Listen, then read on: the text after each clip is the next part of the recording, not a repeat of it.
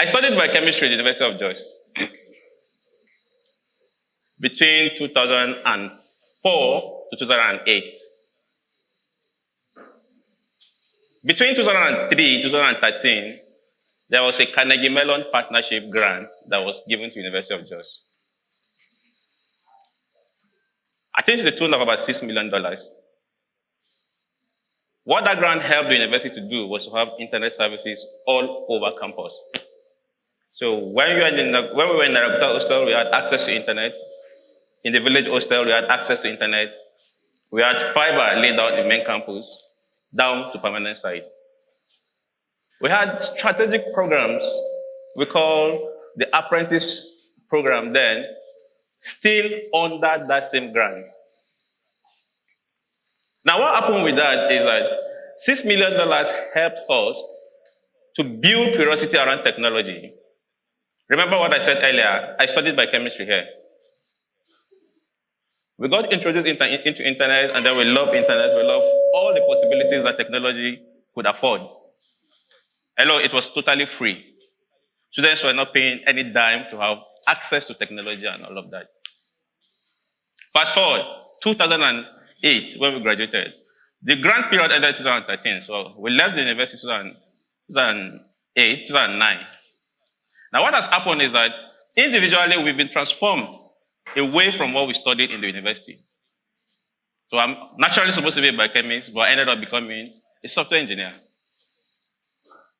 We have a number of young people, I could mention names, that actually benefited from such grants, that are today working in the Silicon Valley, working for technology companies. We also have few in Lagos working for some of the biggest technology companies in Nigeria.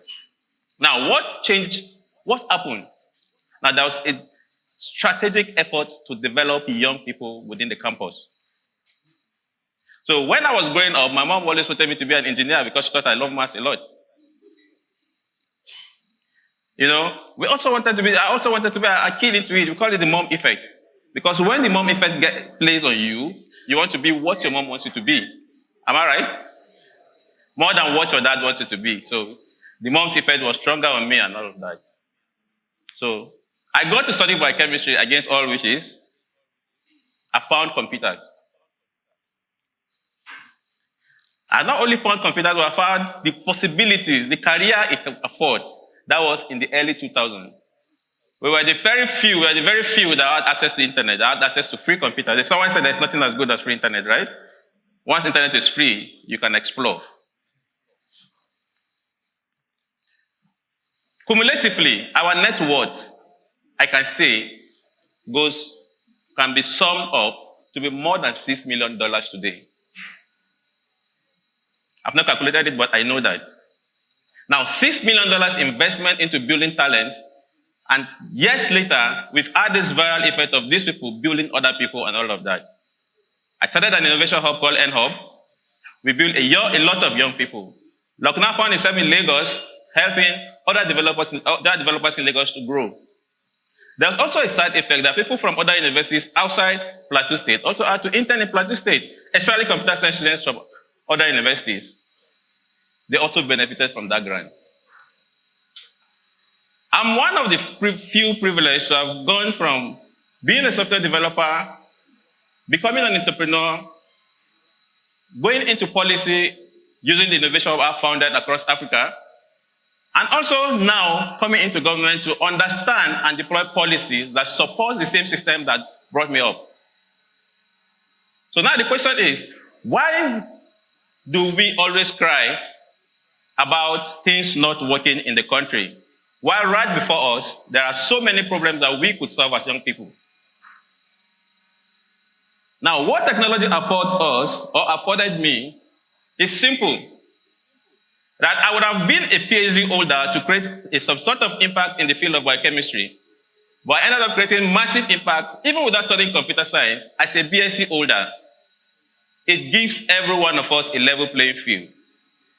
The world is changing because the incumbent innovation is powered by innovation, by technology. So while I was in the university, I had access to a lot of jobs with the World Bank, with the Nigerian police, with the DIA, with all sorts of institutions as an undergraduate. What gave me such access was my ability to build using technology. Now, fast forward, a whole lot of things are changing. The world is changing very, very fast. New technology are emerging. What we call emerging technology yesterday is now current technology today. But the problem with Africa is adoption rate is usually very, very slow.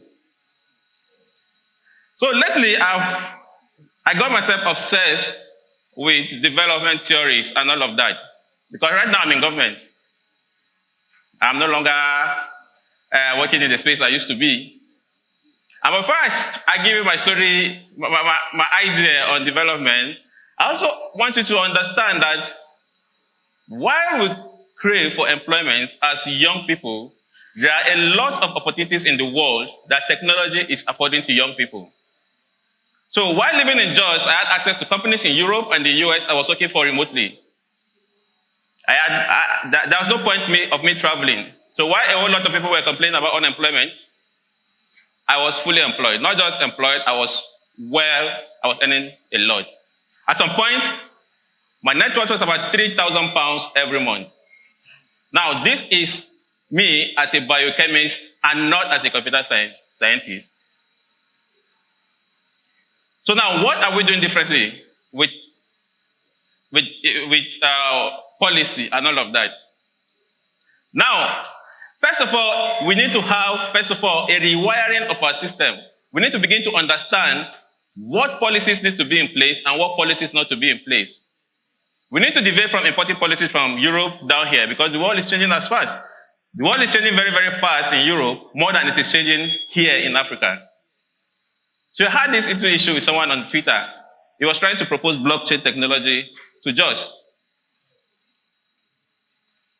And when I asked him, what opportunities do blockchain offers Plateau State that conventional technologies do not offer?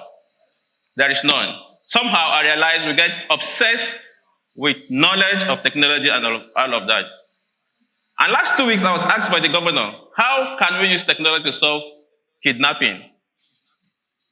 So I've been an advocate of technology for years. Guess what? I had no answer to that. Now, because solving problem at the policy side is always different from solving from the other side. Now, the kind of system we ought to have is the kind of system that looks at problems right from the causes, that look at problems from what correlates to them. I'll give an example. In those days, people who wanted to fly attributed flying with feathers. I used to watch a movie then with a white horse that flies. I forgot the name of the movie. And then, that is it. It means before you could fly, you need to have feathers or wings. Aeroplane was not invented during those periods. It took Bernoulli hundreds of years later to check the causes of flight. Now, the first issue was correlation of flight to wings and feathers. They thought because birds could fly, birds fly, so it means before you can fly, you need to have wings. Correlation of flight. When Bernoulli came, he realizes that there is some physical principles that causes lift. Different way of thinking to the same problem. Bernoulli thought about the causative effect of flight. I hope I'm not blowing too much grammar. Our attitude towards problem needs to change. We should begin to look at what solutions we have to avoid future problems. Then we begin to look at what is the outcome of our current decisions. The world is changing very, very fast. I've cited how social lives, the other speakers mentioned about how our social lives have been disrupted by technology. In those days, all I needed to do was to pick up a pen and a paper and a barrel and write, "Hi, Julie. I hope this email makes you fine. If so, doxology." Who remembers that? Now, that's how we socialize in those days. And you send this mail through a courier and you wait weeks for feedbacks. I remember in those days, on the address part, you have to put diplomatic, right? Now, the young ones should not understand. Now, you are a lost generation if you do not get aligned with incumbent technology. Technology is changing everything about our lives. The way we socialize, all it takes is to, hi, David. I'm speaking to my boss in the office. I just say, hi, Lalong, comma, and I push my email. A whole lot of details have been lost by the introduction of technology. How we meet friends is being disrupted. How we even work is being disrupted. While the world is changing, there is a prospect for future of work. And while we cite this prospect, it simply means we need to begin to furnish ourselves with these skills that will meet future work. When I speak about future, I'm not talking about 10 years from now, I'm talking about now, the next minute from here, because that is how fast the world has gone. Our attitude towards problems also need to change. I said that earlier. I'll give you a story about how Nollywood was bettered. Who knows Kenneth Nebua? Living in bondage. Who has seen him living in bondage? So in those days, when you produce movie, you do not send it directly to cassette. You have to play it in cinemas. Right? People have to go to cinemas, and that is where the investors have the return on investment. Now, what didn't work in the US eventually transformed and became one of the biggest industries in Nigeria. Now, what I'm trying to say is that the future of Africa, the future as this world keeps moving fast, innovation is needed for us to key into the rapid changes. I am an advocate of innovation, so mostly when I talk about innovation, I like to speak about three types of innovation. One is efficiency innovation, how you reduce cost to production. The other is sustainability innovation, how you apply innovation in changing a product. And then the third one, which is more important to me, is what we call the market creating innovation. It is the future of Africa, because some years ago, when the World Bank thought that institutionalization was key to Africa's development, or to global development, because it has worked in Africa, in the world, they decided to pump in billions of dollars into Africa and China. Because they felt once we have strong institutions, I'm sure my colleagues here will believe, everybody, what is the problem in Nigeria? Institutions failure. Weak institutions and all of that. Billions were spent in Asia and Nigeria. What are they trying to do? They're trying to approach development. What could develop Africa? What could develop China? Let's put in these monies into these countries. Let's grow this country. Let's help them. Let's have EFCC to checkmate corruption. Let's have diverse institutions. Out of billions of dollars that was spent, 10 years later, about 1 billion people escaped poverty.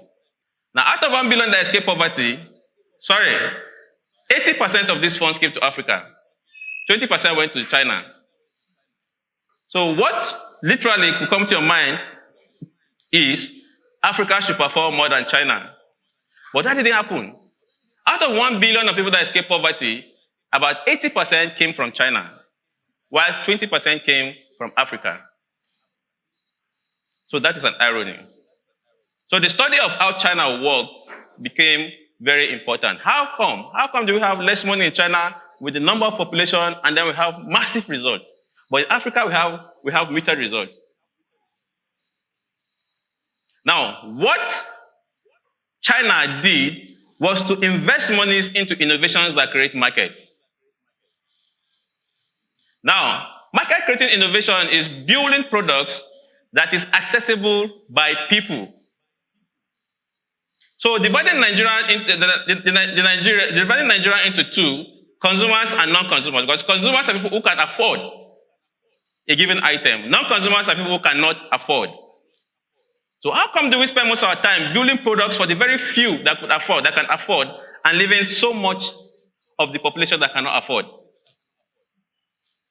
And then we have massive unemployment. While we have results, we have this a huge number of people that we could serve with our products, and have so much money to employ more people. That is market creating innovation. Getting products access to people who cannot afford it in a very cheap price. I'm going to make a controversial statement. I said it in my last presentation. Jerry Malo, we all know Jerry Malo, the guy that trended for building a sport car. He was everybody's model.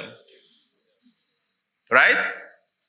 A sport car would have been able to serve a little market segment. What Jerry Malo could do is to produce items that are in high demand by the majority of the non-consumers. So the question is, if we should have innovation, we should have a market that precedes innovation, or we have innovation that precedes market. Long time when we started NHub, we wanted to have a system where young people will come and learn how to build software. And then we thought, because of the volatile nature of Plateau as at then, that wasn't a problem for us, because we also realized that we can outsource these skills over the internet to companies in Europe. 3 years later, we succeeded. We had about between 10 to 15 developers working for companies in the UK. NHub was making money from that. 5 years later, we came on board. I left NHub to become the pioneer DG of PICDA. Now, there was a market, existing market, even though not big enough, but we realized there is something the government needs to do to keep the market existing, to keep the market vibrant. Now, what we did, what is happening right now is now the application of technology, of policies in making technology easy, giving access to technology. Remember, I gave the story about the Unijos days. Do you have free internet in the university now? Free. Good. 2 things we are doing at PICDA. First of all, build policies that will reduce the spending of government on IT projects so that more of the money will be channeled into building young people. And that guideline will be released by Tuesday. Secondly, protect local companies. Set up guidelines that could make local companies only to be prioritized by government. That way, we have local protection for our companies in Plateau State. Now, these and many more are kind of guidelines we're trying to push to government to ensure that we, as people, fit into the ever-changing world. There are a lot of problems, ladies and gentlemen, that requires our attention. Government is oversaturated. The speed at which the world evolves gives us opportunities to create, to make more money. That all you need is a dorm. All you need is just a one room in your apartment that you're not using for anything, but to build. Our attention needs to shift from the old way of thinking to the new way of thinking. My mom wasn't wrong anyway for making me to study mechanical engineering. But she was wrong at the time she asked me to study mechanical engineering, because I found technology and I keyed technology into fitting this world. The future is artificial intelligence, virtual reality, and all. Now the fear, before I leave, is, will people lose their job in the ever-changing world, seeing that technology is taking over? The answer is yes. A lot of people will lose their job. Now, the good news, a lot of people will also get employment. That depends on how prepared you are to take on the future of the job. Thank you very much.